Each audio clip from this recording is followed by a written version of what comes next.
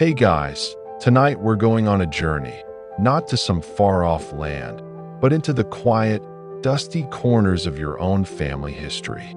Imagine you're standing in a dimly lit, high-ceilinged room, a study, maybe, where the air smells of old paper and wood polish.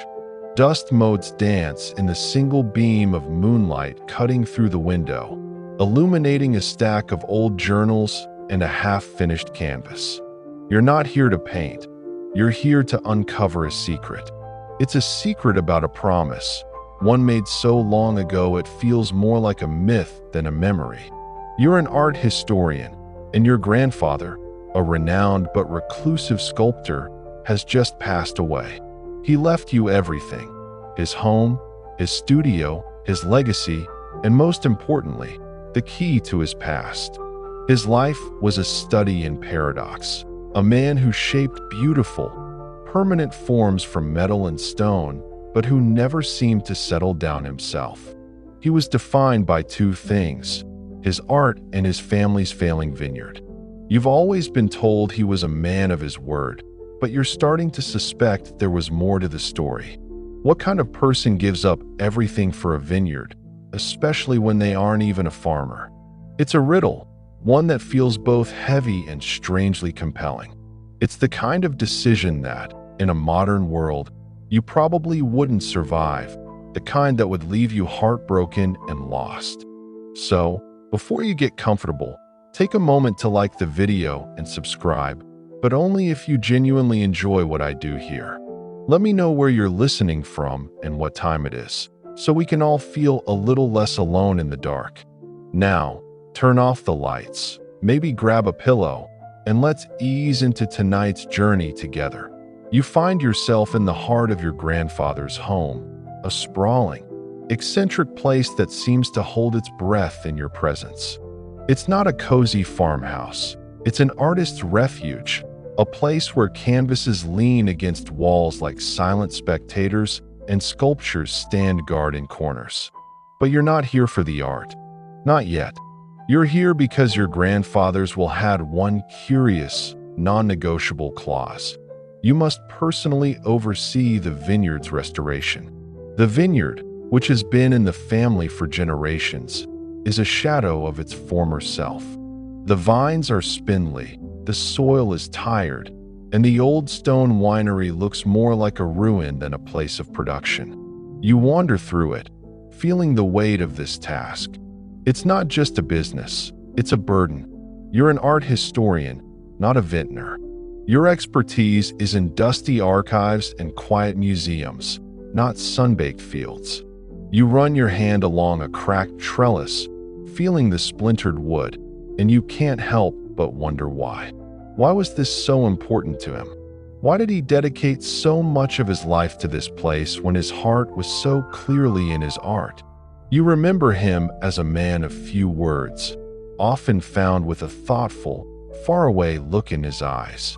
He would talk about the vineyard with a strange mix of reverence and resignation. It was a duty, never a joy. This whole situation is a puzzle, and you're just starting to find the pieces. You decide to start with the most obvious place, his old study. You step inside, and the smell of aged paper hits you, a scent that promises secrets. On his desk, you find a small, leather-bound journal, its pages yellowed and brittle with time. The first entry is dated over 50 years ago, and the handwriting is your grandfather's, younger and more passionate. You turn the page, and the words begin to tell a story you never knew existed. You are about to discover the promise. The journal opens to a page where your grandfather, in a youthful script, recounts a conversation with his own father, your great-grandfather. You read about a moment in the old man's life, full of regret and despair. He wasn't a sculptor. He was a vintner, a man tied to the earth, but a man who harbored a secret desire to be an artist himself. He had promised his father, and his father before him, that he would never abandon the vineyard, that it was the family's legacy. But he grew to resent it, to feel trapped by it. He saw the artistic spirit in your grandfather, and, in a moment of desperate vulnerability, made him promise the same thing. "Promise me you'll never let it go," he wrote. "Promise me you won't make my mistake." But the promise wasn't what you thought. It wasn't about the land itself. It was about something far deeper. The old vintner didn't want the vineyard to fail because he saw its failure as a reflection of his own. He wanted it to thrive, to be a testament to a life he couldn't fully live. He saw in your grandfather not just a son, but an extension of his own unrealized potential. He believed that if the vineyard thrived under his son's care, it would somehow redeem his own life, a life he felt he had wasted. You read on, the pages turning under your fingertips. The journal details your grandfather's internal conflict. He was an artist, a free spirit, someone who wanted to travel the world and create monumental sculptures, but he was bound by this promise. He wrote about the emotional toll it took on him, the way it felt like a silent chain around his heart. The journal isn't a simple diary. It's an artist's confession, a detailed account of the emotional struggles that came with honoring a promise he never wanted to make. He describes the vineyard not just as a place, but as a living representation of his father's pain. The tired soil, the listless vines, he saw them as reflections of his father's inner turmoil, a physical manifestation of a man who felt he was failing. He tried to pour his artistic energy into the vineyard, to make it beautiful, but it felt forced, a performance rather than a genuine expression. He writes of moments of despair, of wanting to just walk away and let the whole thing wither and die, but he couldn't. The weight of his father's expectations, of that solemn promise, was too heavy. The journal also reveals the vineyard's deeper significance. It's not about the wine or the money. It's about a hidden history, a part of the family that no one ever talked about. Your great-grandfather, it turns out, had a secret. He was a gifted artist, a talented sculptor in his own right, but he was forced to give it up to run the vineyard. His art was his passion, his true love, but he sacrificed it for a promise made to his own father. The vineyard became a symbol of his lost dreams, a place of both immense beauty and profound sadness.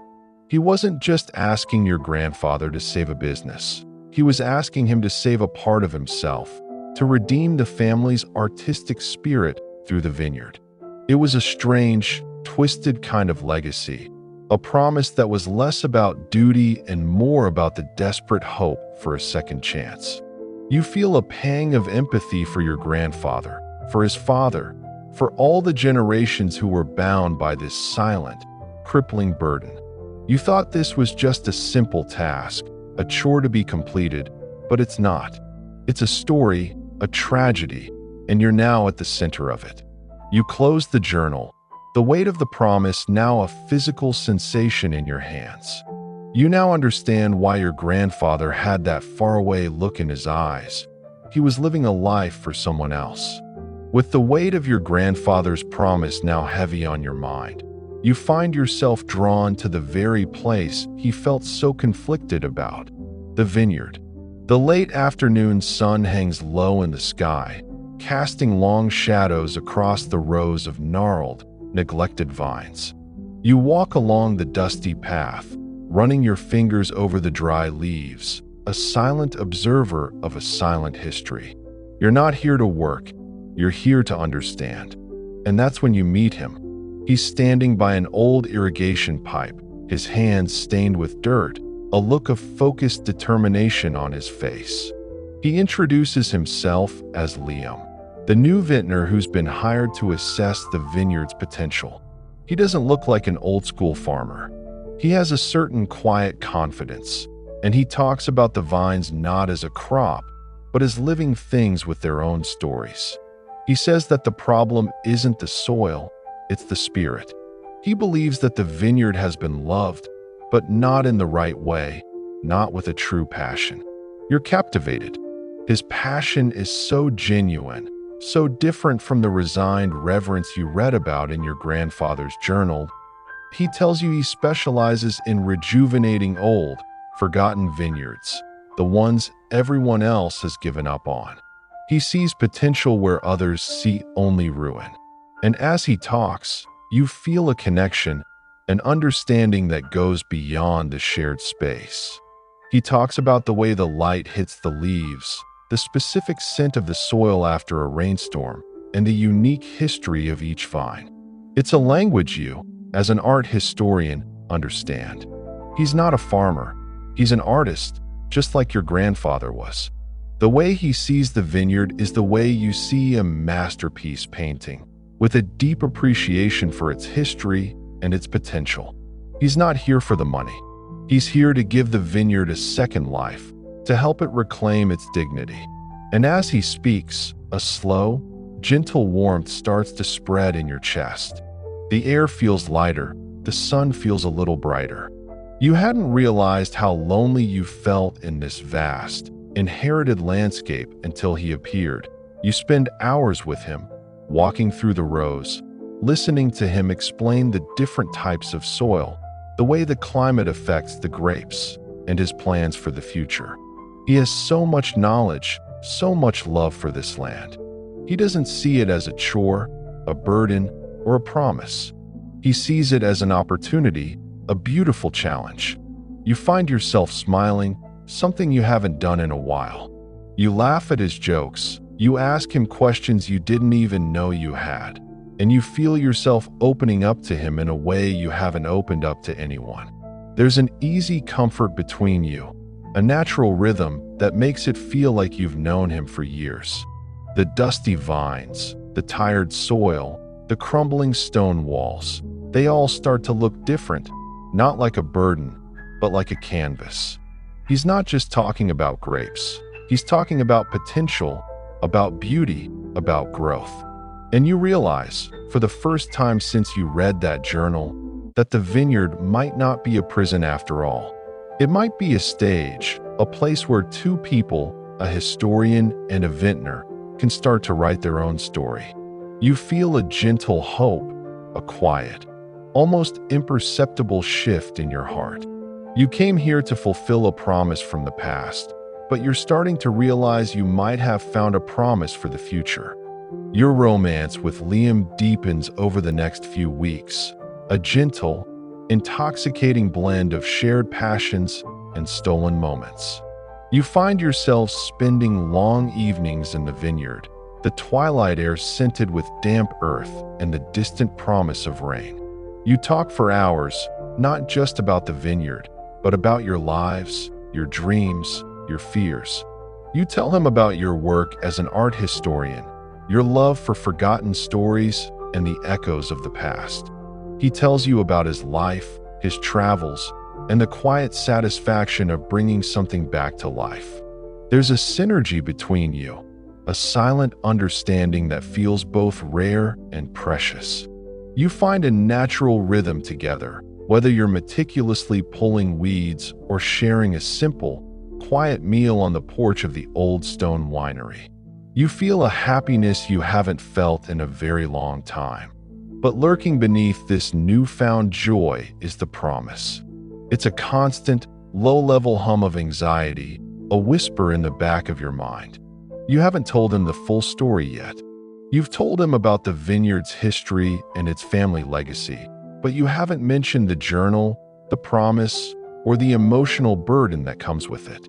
He's so full of light and hope, and you're so afraid that your family's dark, complicated history will somehow taint that.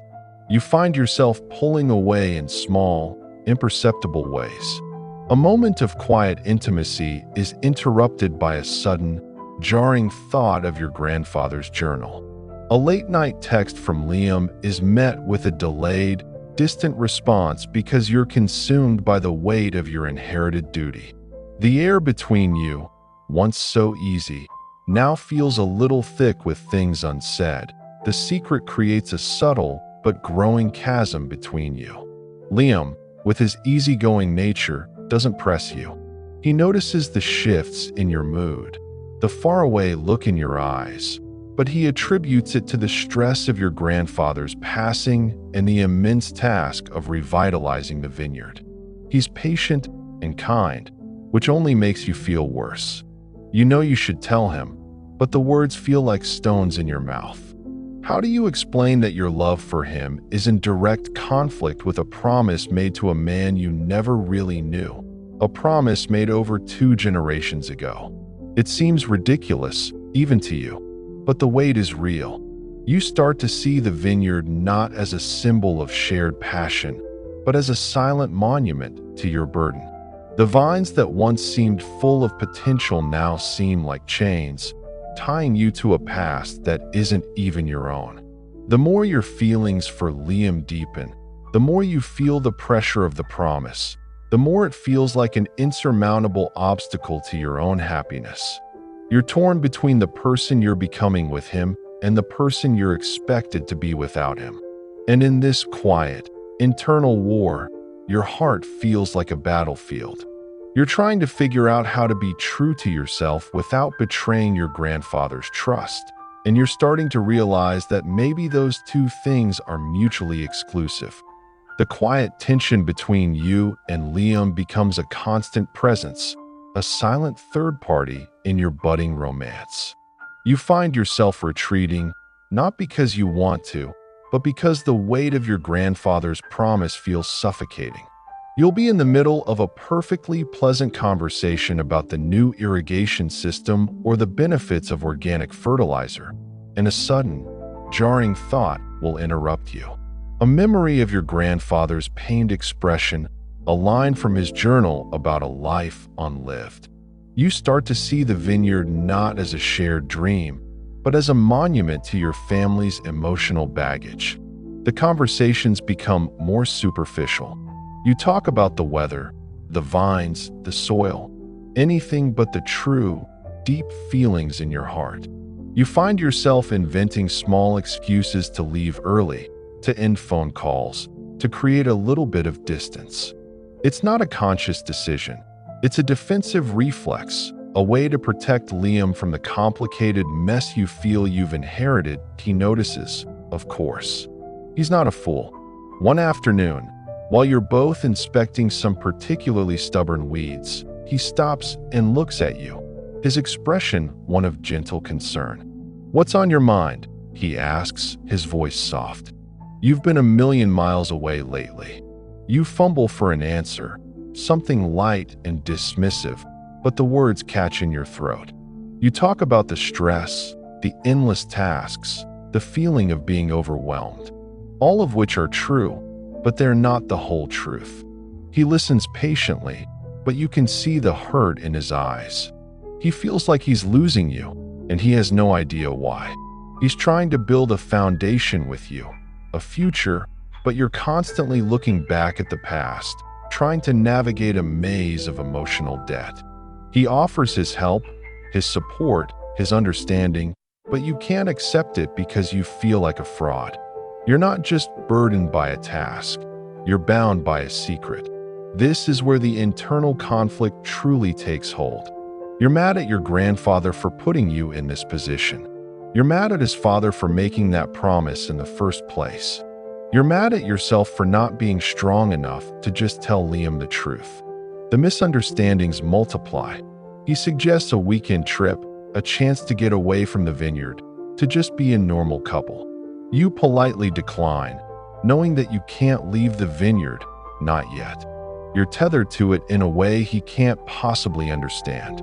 He sees your refusal as a lack of interest, a sign that you're not as invested in the relationship as he is.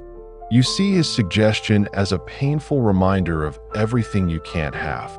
The easy, natural rapport you once shared is replaced by an awkward silence, a feeling of walking on eggshells.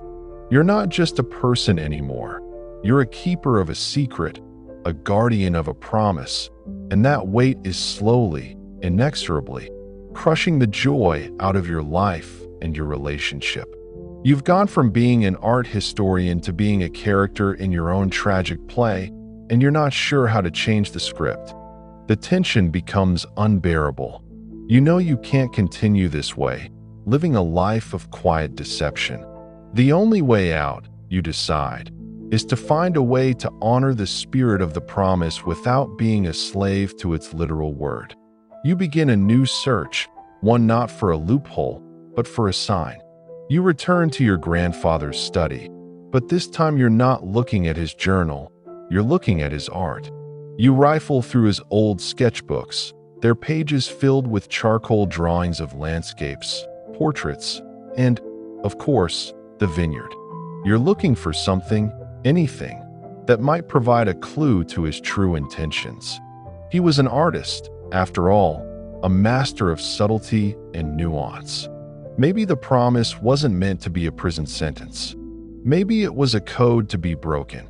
You pore over his detailed sketches of the vineyard, looking at the way he drew the gnarled vines and the heavy clusters of grapes.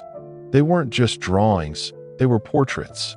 He drew them with a kind of deep, personal affection that you didn't see in his other work. It was an affection that went beyond a simple sense of duty. You find a series of sketches of the Old Stone Winery, each one from a slightly different angle. They're meticulously detailed, almost obsessive. And then you remember something. Remember the way he always said that the devil was in the details? Maybe this was his way of telling you something. You notice a small, almost invisible detail in one of the drawings, a small, almost illegible inscription on a stone above the main entrance. You can't make it out, but it looks like a symbol. You feel a flicker of hope, a small spark of possibility in the face of all this inherited gloom. You spend hours going through his letters, his notes, his scribbled thoughts on the back of receipts. You're not just a historian anymore. You're a detective, piecing together a puzzle from a lifetime ago. You find a letter he wrote to a friend, an artist in Italy, a letter full of sadness and regret. He talks about the promise, about the vineyard, about the feeling of being trapped. But at the end of the letter, there's a postscript, a single line that stands out. The art is in the soil, not just the stone. It's cryptic, but you feel it's significant. It's a message, a secret whispered from the past. You've been so focused on the vineyard as a burden that you never stopped to consider it might be a part of the art itself. The promise wasn't a curse, it was a canvas. And you are the one who is supposed to paint the final picture. This isn't just a search for a loophole. It's a search for meaning, a quest to reframe a tragedy into a testament of love. Armed with this new perspective, you realize you need to speak to your family. You need to get this out into the open. The secret can't just be yours anymore. It's a family burden, and it's time to find out where everyone stands. You call a meeting with your mother and your aunt, gathering them in the same study where you found the journal. The air is tense, heavy with years of unspoken words and simmering resentments. You lay it all out for them. The journal, the promise, the feeling of being trapped by a legacy that isn't yours. You talk about your grandfather's pain, his unfulfilled artistic dreams, and the sacrifice he made for a father who also felt trapped. You speak about the vineyard, not as a business, but as a silent monument to a family's emotional history. The reactions are mixed and raw. Your mother, who was closer to your grandfather, is surprisingly empathetic. She confesses that she always sensed there was a secret, a sadness in him that she could never quite pinpoint. She remembers his quiet moments of contemplation and his distant gaze, and now understands where it came from. She's relieved that the truth is finally out, and she's ready to support you in finding a way to move forward. She believes that your grandfather would have wanted you to be happy, not to be bound by a promise that caused him so much pain. She sees the promise not as a sacred oath, but as a symptom of a past generation's emotional struggles. Your aunt, on the other hand, is furious. She sees your actions as a betrayal of your grandfather's memory. To her, a promise is a promise, and you have a duty to honor it, no matter the personal cost. She argues that the vineyard is the family's legacy, the one thing that has kept you all connected for generations. She accuses you of being selfish, of wanting to throw away everything for a newfound romance. She doesn't see the emotional weight of the promise. She only sees the literal word. She believes your grandfather's sacrifice was a noble one, and that to abandon it would be to dishonor his memory. The family is divided, and the external conflict now mirrors your own internal struggle. The issue is no longer just about you and Liam. It's about the very soul of your family. You've brought a secret into the light, but in doing so, you've exposed a fault line that has been running beneath the surface for generations. It's a painful moment, but also a clarifying one. You realize that you can't please everyone and that your path forward will have to be your own. The fallout from your family meeting is a heavy cloud, but it's nothing compared to the quiet storm brewing with Liam. He knows something is wrong. The subtle distance, the evasive answers, the way you seem to be carrying the weight of the world on your shoulders. He's not stupid. One evening, after a long day of working in the vineyard, you're both sitting on the porch of the winery, the air cool and the stars just beginning to appear. He turns to you, his face serious, and says, "I know you're hiding something. It's not just the vineyard, is it?" The question hangs in the air, and you know you can't lie anymore. He's hurt, and you can see it in his eyes. He feels like he's been trying to connect with you, but you've been building a wall between you, stone by stone. He says he understands about the stress and the family legacy, but he can't understand why you won't let him in. He feels like you're not a partner. You're just a stranger with a secret. You start to explain, and the words spill out in a rush. The journal, the promise, the tragic history of a family bound by duty. You tell him everything, the good and the bad. You talk about your grandfather's sadness, his artistic dreams that were put aside for the vineyard, and the crushing weight of a promise that was never truly yours to make. You talk about how it's been a constant battle between honoring the past and living in the present. As you speak, you can see his expression change from hurt to understanding, from confusion to empathy. He listens, truly listens, and for the first time in a long time, you feel seen. But then a shadow crosses his face.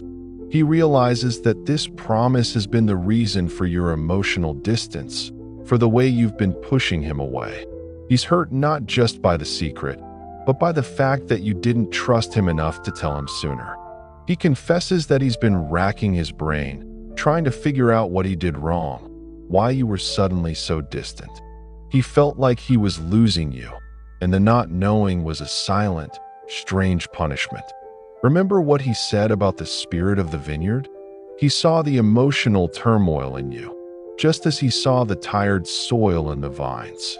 He felt your pain, but didn't know the source. The secret you carried was hurting him, too. He wasn't just hurt by the promise. He was hurt by the lack of faith you showed in him.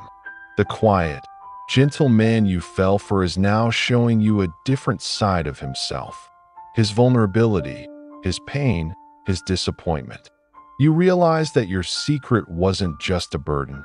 It was an act of emotional withholding, and you have to find a way to make it right. The revelation has shaken things up, but it has also cleared the air. The silence between you and Liam is no longer tense. It is thoughtful. You spend the next few days in a state of quiet reflection, the vineyard a silent witness to your emotional journey. You realize that to fully understand the promise, you need to understand the man who made it. You return to your grandfather's studio, a place you've avoided since his passing. It smells of turpentine, dust, and something else, a hint of fresh clay. You find his final, unfinished sculpture on a workbench, covered in a cloth. It's a striking piece, a study in a single moment of quiet despair, a figure hunched over, their face hidden from view. You gently pull back the cloth, revealing the detail. It is a masterpiece, even in its unfinished state, a profound expression of loneliness. It's a self-portrait, not of his face, but of his soul. Beside the sculpture, you find a small, leather-bound notebook separate from his journal. This one is different. It's a letter, a final testament, addressed to you. You sit down and read. The words a direct line from the past to the present.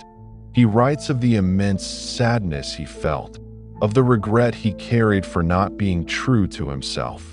He apologizes for the burden he is leaving you with. He confesses that he was a coward, that he was afraid to break the promise, even though it was a source of his greatest pain. He describes the vineyard not as a legacy, but as a prison, and he confesses that he was too weak to set himself free. He writes that he wishes he had chosen love and art over duty and fear. He warns you not to make the same mistake. He tells you that the true art is not in the stone or the soil, but in the life you choose to live. His final words are a plea. Do not let my past dictate your future. Do not make a promise you do not wish to keep. The letter is a heartbreaking revelation. It confirms everything you suspected. The promise was a mistake, a tragic error that was passed down through generations. Your grandfather wasn't a noble hero. He was a man full of regret. You had so many questions about him, remember? Why he seemed so distant, why he was so reclusive. Now you have your answers. He was living a life that wasn't his, and in doing so, he lost a part of himself. The letter is his final act of love, his final attempt to give you the freedom he never had. You've been so worried about betraying him, but in fact, he wants you to do the opposite. He wants you to live, to love, and to be happy. He wants you to break the chain.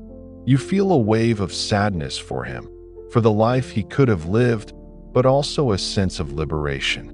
The promise is broken, not by your rebellion, but by his final, loving wish. The letter from your grandfather is a revelation, a turning point. But there's still one piece of the puzzle you can't quite solve. He wrote, "The art is in the soil, not just the stone." What did he mean? You sit in his studio, looking at the unfinished sculpture, the figure hunched in despair. You notice that the clay he used isn't the same clay you've seen him use in other works. It's darker, richer, with a texture you can't quite place. You take a small sample and rub it between your fingers. It feels familiar, but you can't figure out why. You put the piece of clay aside and return to the vineyard, a new sense of purpose in your step. You walk through the rows of vines, observing the soil with new eyes. You remember the way Liam described it, the way it had a history, a story. You grab a handful of the vineyard soil and bring it back to the studio, placing it next to the sample from the sculpture. The moment you see them side by side, it clicks. The clay in the sculpture and the soil from the vineyard are the same. He didn't buy this clay from a fancy art supply store. He harvested it himself, right from his own land.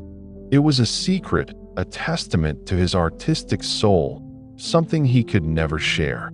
He couldn't create the art he wanted to, the way he wanted to, but he could create a masterpiece using the very soil that held him captive.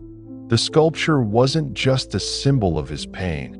It was a testament to his resilience, his quiet rebellion. The promise wasn't just to the vineyard. It was to the soil itself, to the land that he was so tied to. The promise was to find the art in the mundane, to find beauty in the very thing that held him back.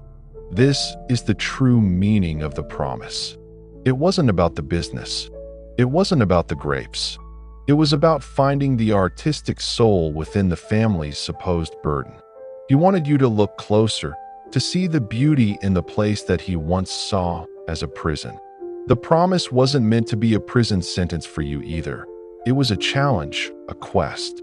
He wanted you to continue his work, not as a vintner, but as an artist. He wanted you to create something beautiful from the soil, to turn the earth into art. You feel a wave of profound empathy for him. He lived a life of quiet desperation, a life where his art was his only solace, his only true form of freedom. You understand his sadness now, but you also understand his hope. He hoped that you, his grandchild, would find a way to honor his promise, not by running the vineyard, but by seeing the art within it. The promise is no longer a burden. It is a gift, a final act of a father's love. With the secret of the clay now revealed, you finally have the missing piece of the puzzle. You realize that the promise isn't something to be broken or escaped, but something to be transformed. You go to Liam, your heart full of a new kind of hope, and you lay out the entire story, not just the painful parts, but the beautiful, secret parts too. You tell him about the journal, the unfinished sculpture, the letter, and the final, astonishing discovery of the clay. You don't just explain the facts, you show him the evidence. The journal, the letter, the 2 samples of clay. You explain that your grandfather's promise was a test, a challenge, a final act of love. He wasn't asking you to be a vintner. He was asking you to be an artist, to find a way to merge the family legacy with your own passions. Liam listens patiently, his expression shifting from one of quiet concern to one of profound understanding. He takes the clay samples in his hands, turning them over, and he sees it, too. The subtle similarities, the shared history. For the first time, he doesn't just see the vineyard as a business opportunity. He sees it as a work of art, a living sculpture. He tells you that he's a vintner, but he's also an artist in his own right, working with the sun, the soil, and the rain to create something beautiful and unique. He says that the vineyard has a soul, and that for too long, it has been a sad one, full of regret. He suggests that together, you could give it a new story, a new life. He doesn't see your family's burden as a curse. He sees it as a foundation. He proposes a new path, a way to honor the past while embracing the future. His perspective is a breath of fresh air. He sees your grandfather's final wish as a gift, a beautiful challenge to be met together. He suggests that you don't just restore the vineyard, but that you transform it into a place where art and viticulture can coexist. He proposes a plan to create a sculpture garden within the vineyard, using the very clay from the soil to create a series of sculptures that tell the story of your family's history. You can sell the wine, of course, but the primary focus would be on the art, the story, the emotional legacy. You'd be honoring the promise in a way your great-grandfather and grandfather could have never imagined, by turning the place of their greatest pain into a place of your greatest joy. The vineyard is no longer a prison. It's a canvas, and you and Liam are about to create a masterpiece. You and Liam decide to share the story of the promise and the sculpture with the world. You draft a press release, not for the new vintages of wine, but for a public art exhibit, an unveiling of your grandfather's final, unfinished work. The title is simple, yet powerful. The Vintner's Secret, a legacy of art and earth. You invite journalists from both the art world and the viticulture industry, and the response is overwhelming. The story is a sensation. It's not just a story about a vineyard. It's a story about a family's secret, a sculptor's sacrifice, and the power of love to heal old wounds. People are fascinated by the idea of an artist's final wish being to transform his prison into a masterpiece. The day of the unveiling is magical. You stand in the studio, with Liam by your side, a nervous but excited energy humming in the air. The studio is packed with people, journalists, art critics, and wine lovers, all of them eager to see the sculpture and hear the story. You stand before them and tell your family's history, not as a tragedy, but as a love story. You talk about your great-grandfather's hidden passion, your grandfather's quiet sacrifice, and your own journey to find meaning in a legacy you never asked for. You read excerpts from his journal and his final letter, the words echoing with a profound sense of sadness and hope. You talk about the clay, the earth that held him captive, and how it is now the very material for his final, triumphant work. You finally unveil the sculpture. It's a moment of pure, emotional catharsis. The figure, once a symbol of despair, now feels like a testament to resilience, a reminder of the quiet strength of the human spirit. The crowd is silent, captivated by the story and the art. The critics are full of praise, calling it a modern masterpiece. The journalists are scrambling to get their quotes. But you don't care about any of that. You look at Liam, and you can see in his eyes that he is not just a partner in a business, but a partner in a legacy, a partner in your love story. He is not just here to save the vineyard. He is here to help you heal a family wound. The external conflict with your aunt and the world is now overshadowed by a greater, more beautiful vision. The public unveiling isn't just a publicity stunt. It's an act of love, a way to publicly honor your grandfather's wish and to start a new, more honest chapter of your own. You realize that by sharing the secret, you have not only freed yourself, but also given your grandfather the recognition he so desperately craved. The public unveiling is a success, but it's just the beginning. With the story of the promise now in the open, you and Liam can finally focus on the shared vision you discussed. You start working on the vineyard together, not as a vintner and a historian, but as partners in a living, breathing work of art. You spend your days researching and your evenings sketching, designing a sculpture garden that will wind its way through the rows of grapes.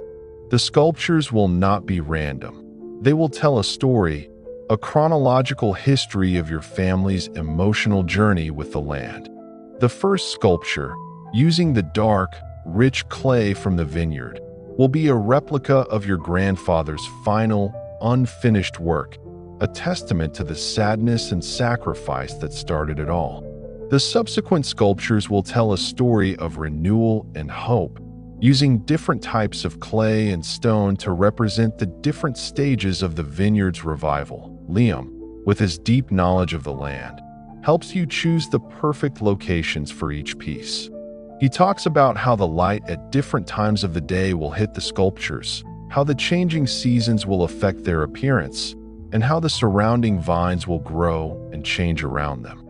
He sees the project not as an addition to the vineyard, but as an integral part of its identity.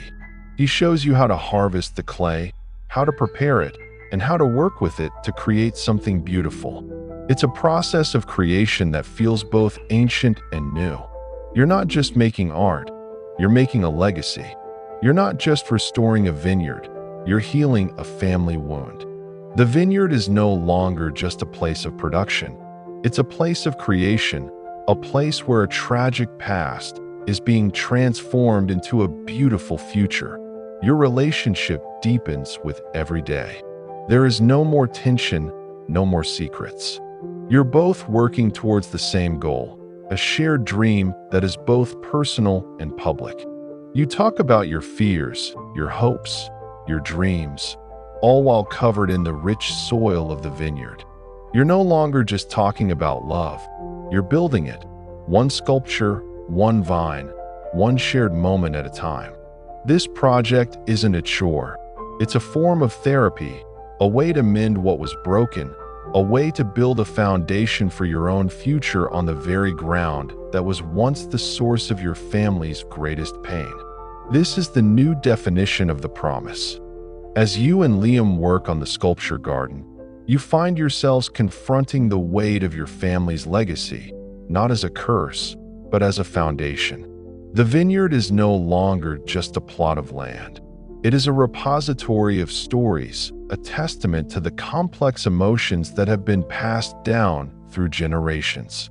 You see your grandfather's sadness not as a personal failure, but as a tragic symptom of a past era, an era where duty to family was valued above personal happiness. The promise wasn't a choice he made freely. It was a burden he felt he had to carry. And in a strange, beautiful twist of fate, it is now your turn to lift that burden. You realize that your grandfather's life, filled with quiet pain, has given you a unique opportunity. He was a man who sacrificed everything for a promise he never wanted. And you are a person who is now choosing to fulfill that promise in a way that brings you joy. The process is deeply cathartic. As you and Liam work with the soil, shaping it into sculptures, you are not just creating art. You are rewriting history. You are turning a story of pain into a story of resilience, a story of sacrifice into a story of love. You're not just honoring your grandfather's memory. You're honoring his artistic soul, the part of him that was so desperate to be free. And in doing so, you are freeing yourself. You're no longer haunted by his sadness. You're inspired by his hope. The vineyard is no longer a monument to a promise unkept. It is a living, breathing testament to a promise transformed. It's a powerful realization, and you can feel the emotional weight of it lift from your shoulders. You learn that love is not just about two people coming together.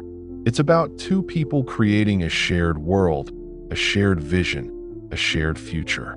You and Liam are not just a couple.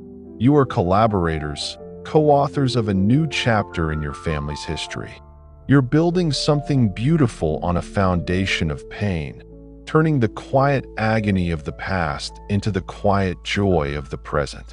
This is a different kind of love story, one that is not just about falling in love, but about healing, about understanding, and about the power of a shared purpose.